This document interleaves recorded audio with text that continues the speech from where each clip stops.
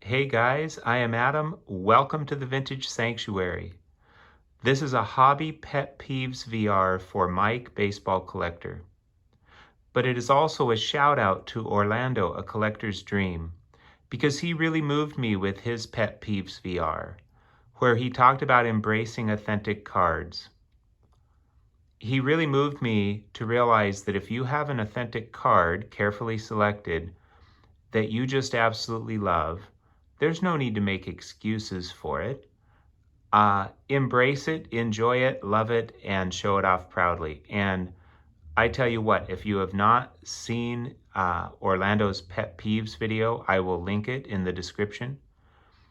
Wow, he has some authentic cards that are just absolutely stunning and amazing.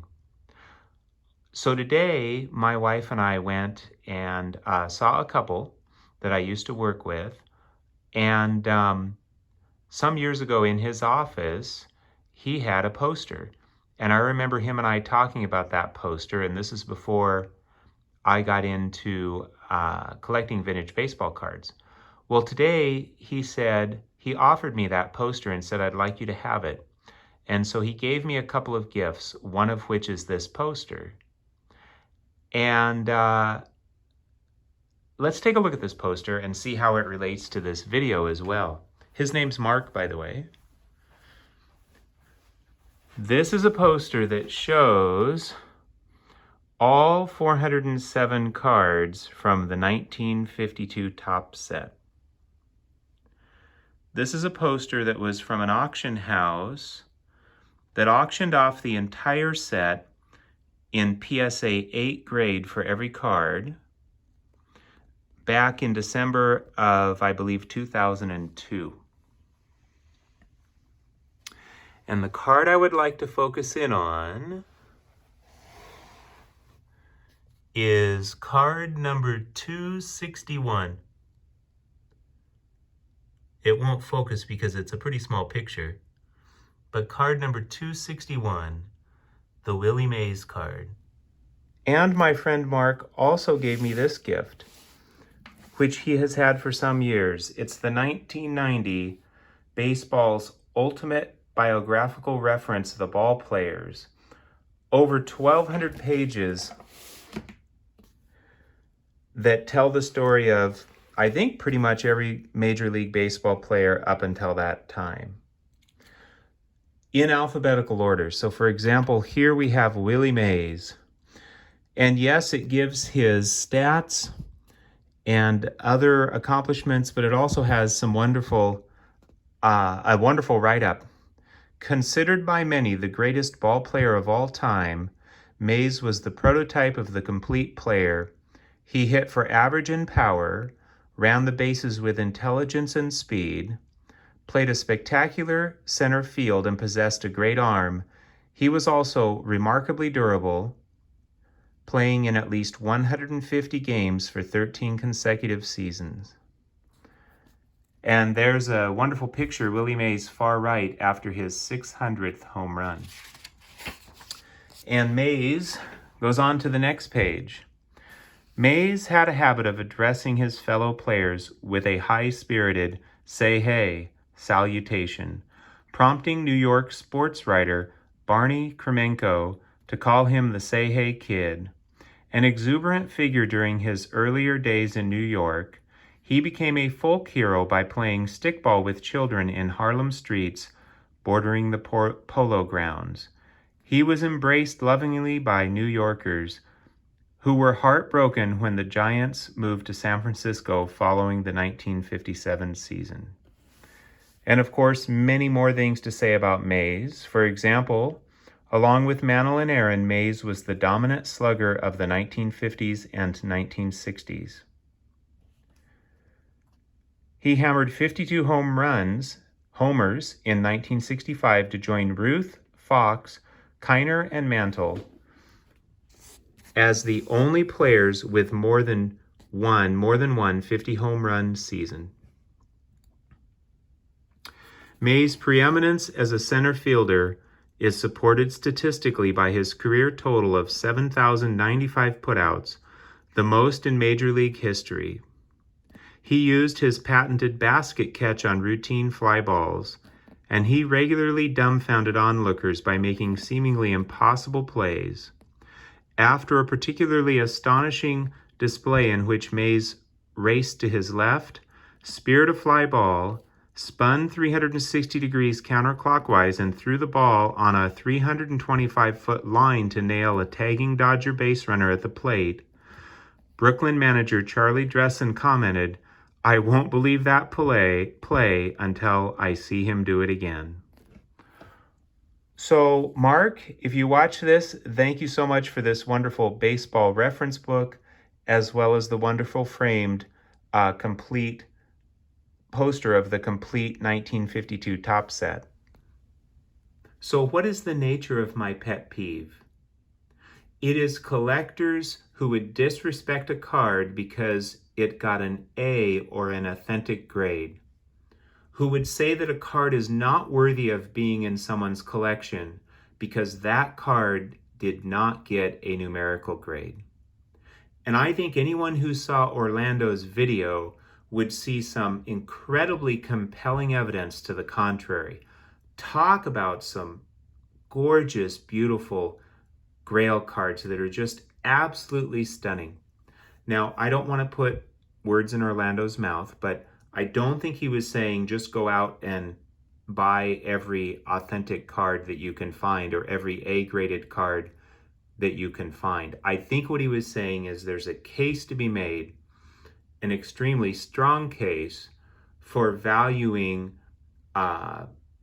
carefully selected authentic cards for your collection. Now, if somebody has an unlimited budget, or if the cards that they collect, they can always find with a numerical grade, and that's the way that they want to go, fair enough.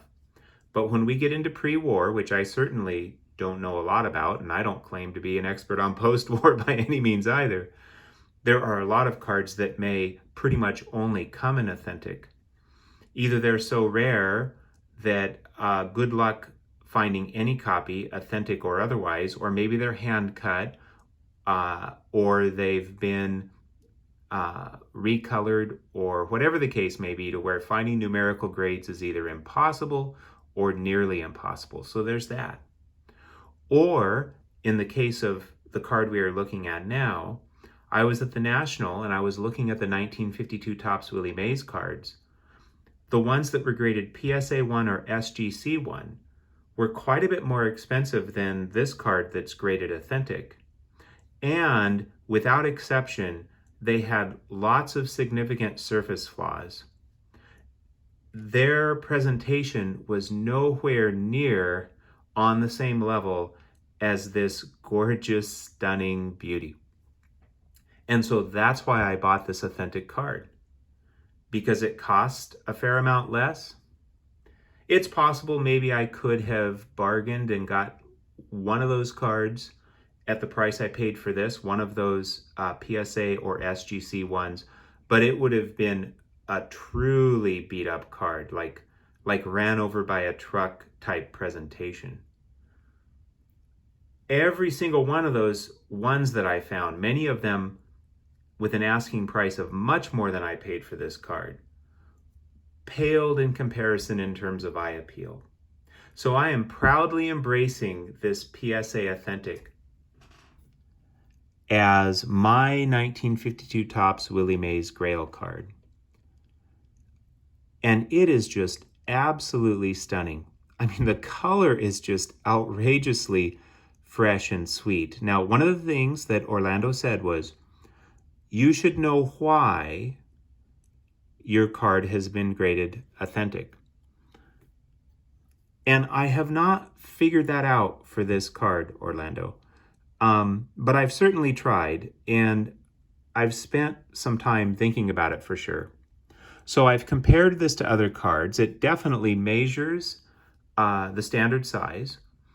It's conceivable maybe this card was oversized from the factory and one of the edges was trimmed. So that's a possibility. There's also this, it almost looks like a pitchfork here, indentation into the cardboard stock. but it looks like it has the original gloss on top of it. So I'm thinking, it's by my thumb here, I'm thinking that was an imperfection in the cardboard stock prior to the printing process. But it's possible that was enough to cause PSA to give this an authentic grade. I really don't know. Now, it's definitely off center in 2 directions. I mean, anyone can look at it and tell that. And on the back, you could say it's almost miscut, or maybe you could call that miscut at the bottom. But that would just probably give it a miscut qualifier. So, or maybe an OC qualifier. So I don't really know. I don't think it's been recolored. All I know is this is an absolutely stunning beauty, and it fit perfectly in my collection. I'm super stoked about it, and I was really excited by what Orlando had to say, because he was basically giving validation to anyone who has ever chosen to buy an authentic card for their collection for whatever reason or reasons, budgetary or otherwise. And I know he's not the only one that's given this validation, but that's really helpful, especially for relatively new vintage collectors like myself. That's really helpful. I try not to, of course, care about what others think, but if all of my collecting friends were saying, you know, that's authentic, that card isn't really worthy of being in your collection, well, of course that would influence me. But when they're saying, hey, that is perfectly fine, this fit your budget, this card is absolutely screaming gorgeous, and so be proud of it, be grateful to have it. I mean, I've looked at so many that are graded 1 or maybe 1.5, and I have yet to see one that holds a candle in terms of the absolutely gorgeous image of this card. And isn't that, you know, one of the reasons that we collect the cards, to look at them and enjoy their beauty? And for many collectors, the image is really, really important, because that's the picture that we're looking at. Thank you, Orlando, for your pet peeve. I loved it. I piggybacked off of it.